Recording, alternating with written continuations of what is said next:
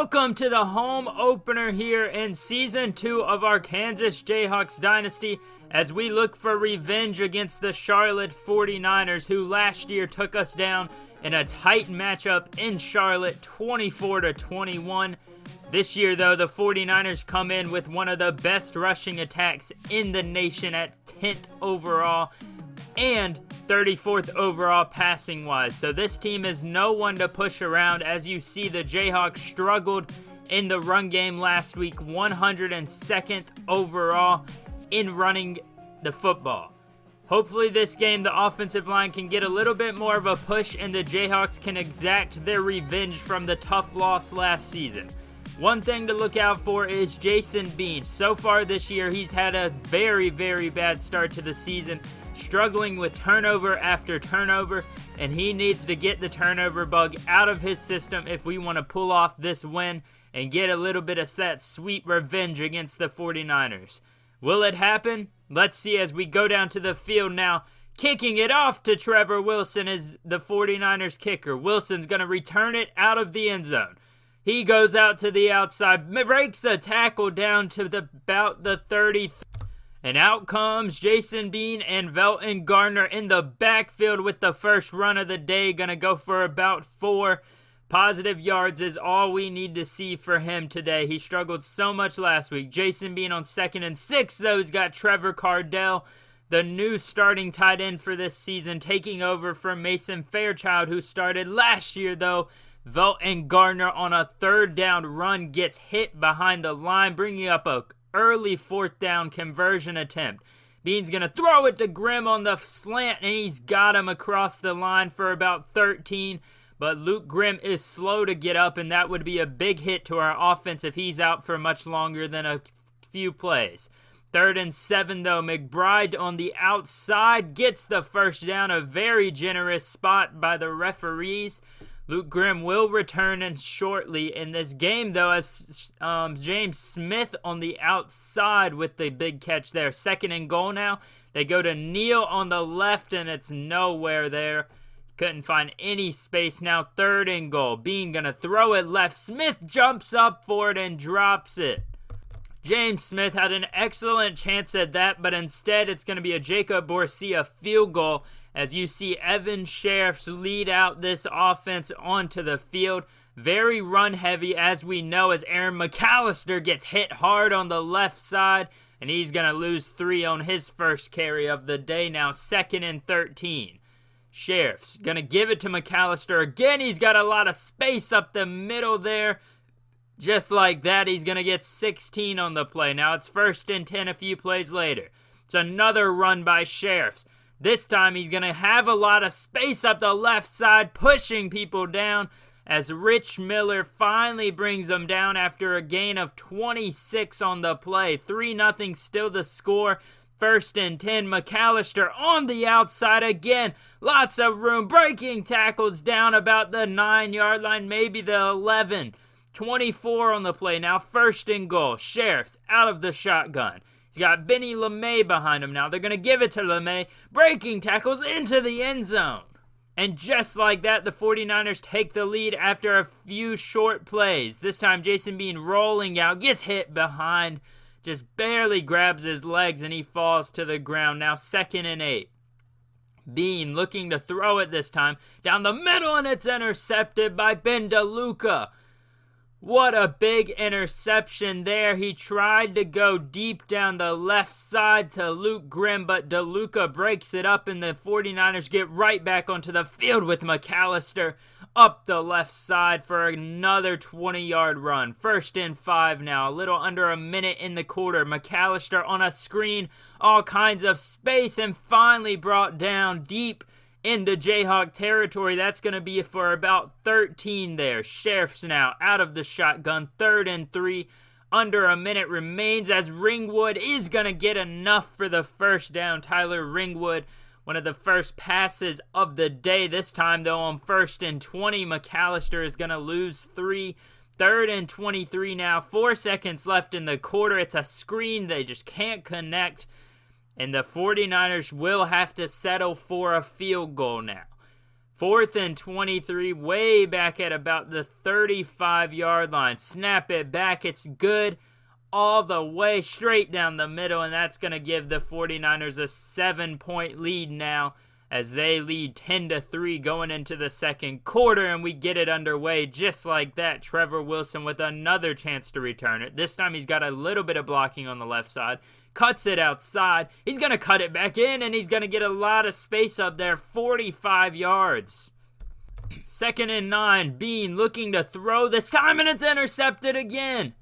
This time it's by the linebacker Gamel. Finally brought down deep into Jayhawk territory at about the 28-yard line. Jason Bean tried to fit it in there on the slant. He had Luke Grimm open, but he throws an errant pass, and the Niners get great field position again. 2nd and 8 on that next possession as Aaron McAllister finally brought down for a short gain. Now it's Evan Sheriffs. Do they throw it on 3rd and 7? They run it.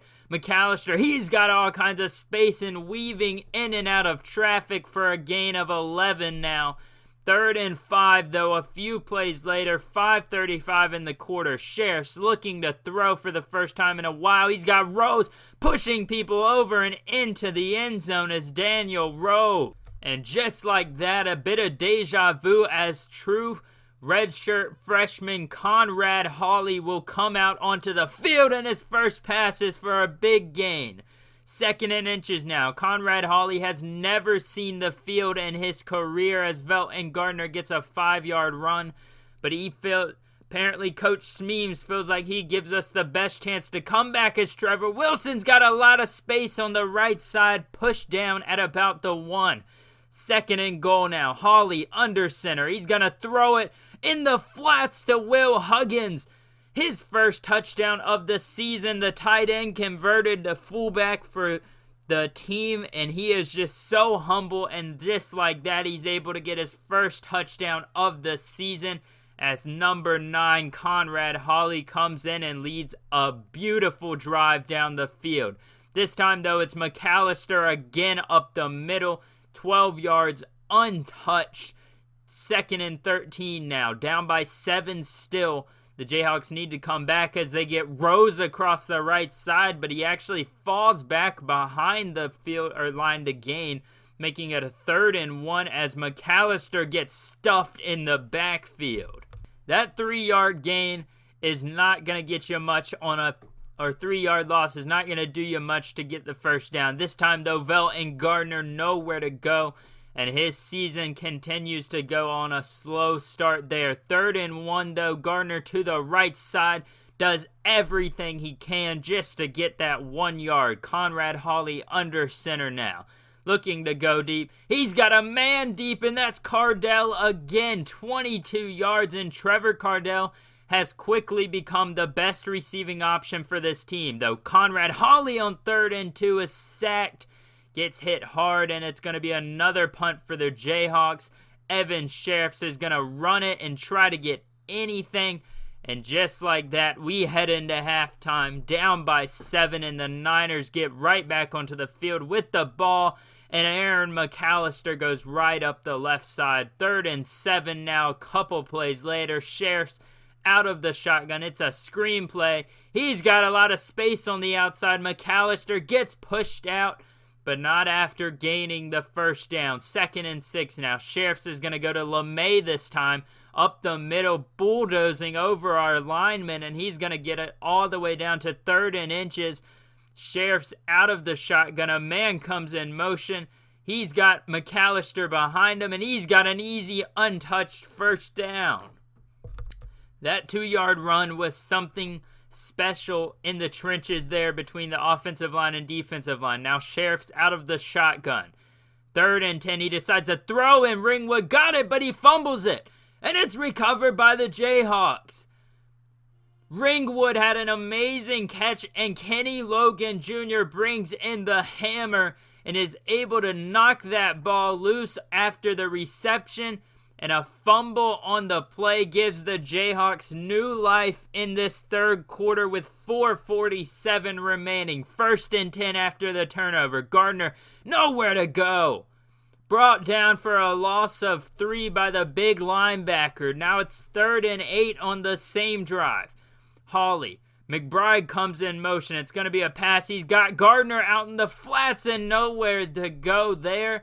And just like that, another punt from Vernon all the way back in his own, almost at his own end zone. But it's a beautiful punt as LeMay tries to field it on the run and is going to lose a yard all the way back at about the 25-yard line. Now 1st and 10, right back onto the field is Sheriffs and company as McAllister gets pancaked in between 2 big Tywan Berryhill and Gavin Potter. Now 3rd and 2 on the same possession. It's going to be an option play. Sheriff stumbling and he can't get the first down.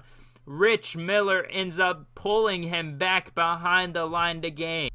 4th and 2, they're going to punt this one as the Jayhawks defense comes up clutch with the stop, trying to give this offense some sort of life. Trevor Wilson got a lot of space on the outside, cutting it back in, and he's finally brought down past the 30-yard line. A 40-yard punt return for Conrad Hawley and company as he finds Cardell up the middle again.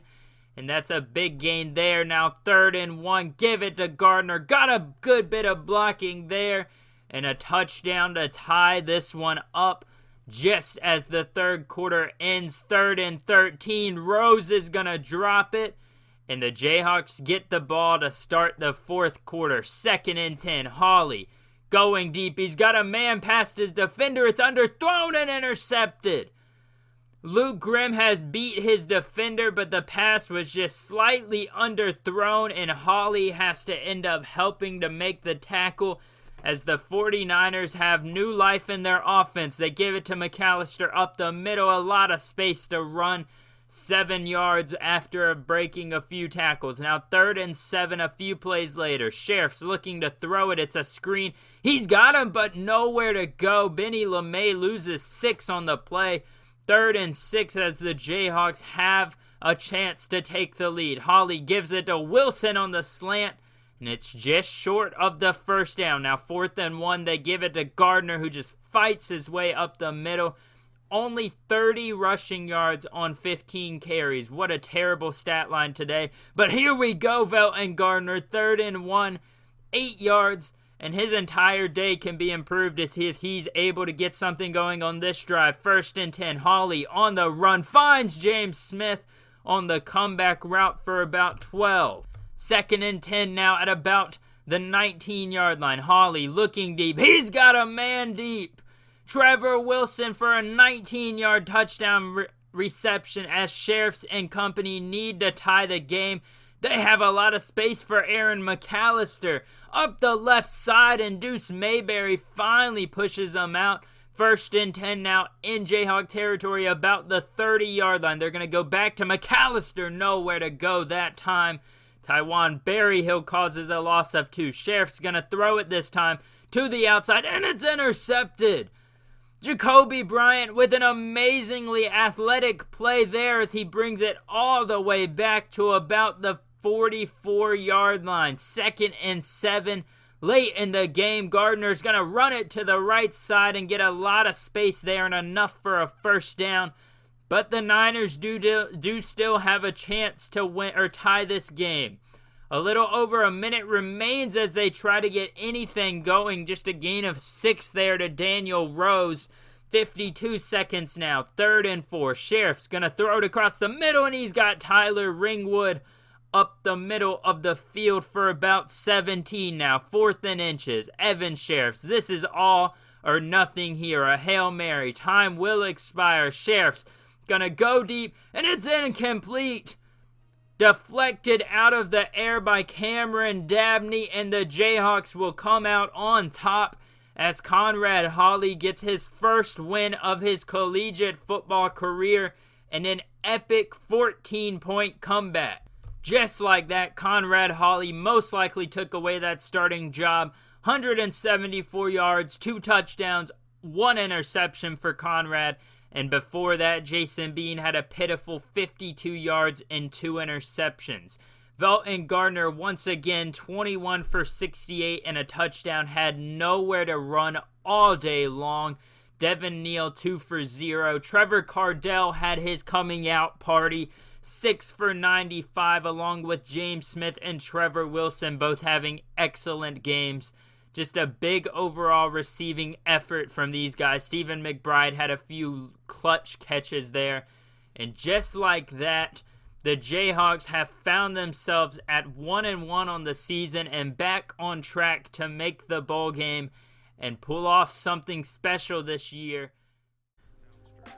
And just like that, we find ourselves back in the win column this season, our first of the year, as we head into a Week 3 matchup against the Missouri Tigers, renewing a rivalry that has been dead for a long time here with the border showdown between Kansas and Missouri. Obviously, overall-wise, Missouri's got us beat, led by Connor Bazelak with 7 touchdowns to no interceptions this year. They've also got the eccentric running back Dockery back there with 217 yards and a touchdown through 2 games.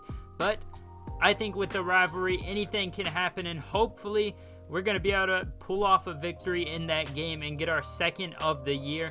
Comment down below your guys' score predictions for that Week 3 matchup, and let me know what you guys think will happen in that game. And as far as recruiting goes, Jerry Rollins and Ricky Moore are slowly falling out of grasp for us. I'm going to take the points out of Ricky Moore's 500 points, get him off the board. Hopefully Jerry Rollins, once he gets the visit in, will be able to convince him to kind of change schools just a little bit. But those 500 points can be spent on another guy that actually wants to attend the school, and also to offer scholarships to guys like these people that want to attend the school in general.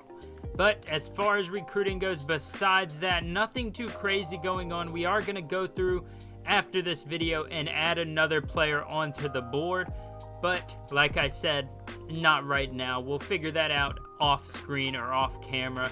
As far as top 25 goes through 2 weeks, we've got Florida rounding out the top number 1 spot with 2-0, a big win against Mississippi, and next week they take on the number 17th ranked Tennessee Volunteers, but they are followed up with Alabama, Iowa State, and USC, as Oklahoma, the mighty reigning champs, has fallen all the way down to the 19th spot with a 0-2 start to the season.